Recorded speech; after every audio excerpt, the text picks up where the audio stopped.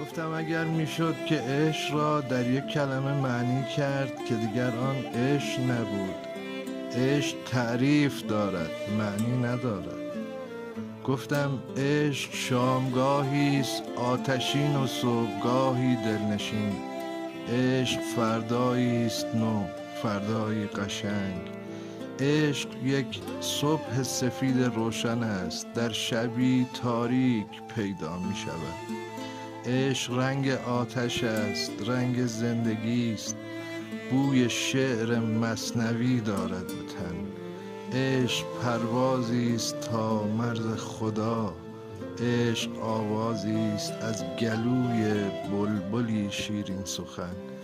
عشق عطری است که در فضا جاری است، خلاصه عشق بیداری است، خواب نیست.